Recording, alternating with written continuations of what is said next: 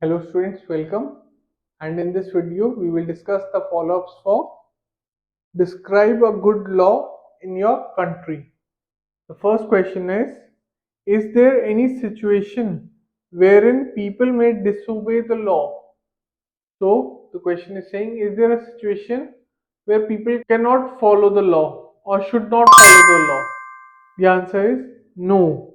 In my view, a well functioning society needs citizens to generally respect and follow the rule of law, as lawlessness can lead to chaos and instability in society.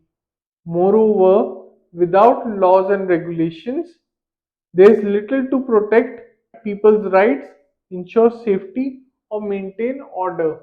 Basically, in no situation people should disobey the law. Okay, as this might increase crime as well as it will make the place unsafe. Second question is, do people like being a police officer in your country? Yes, in India, people prefer being a police officer as an occupation as it provides decent compensation as well as opportunities for career growth. The third question is, what qualities should a police officer possess? Possess means what qualities he should have. In my view, a good police officer needs to uphold laws impartially. Partially, he needs to make sure that everyone follows the rules. Nobody is ahead of the other person, okay? Nobody is bigger than any person. While protecting public safety through ethical conduct. He or she also needs to have good communication skills as well as knowledge of laws and procedures. The fourth question is, why some people prefer to be a lawyer? In my opinion, there are many reasons why some prefer to be lawyers. It includes ability to advocate for causes, clients they believe in. Also, it is regarded as a prestigious profession in many societies. Okay.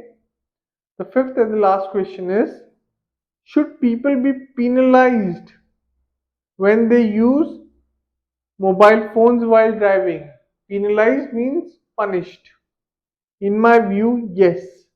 There should be penalties for using a mobile phone while driving, as it poses a significant risk to public safety.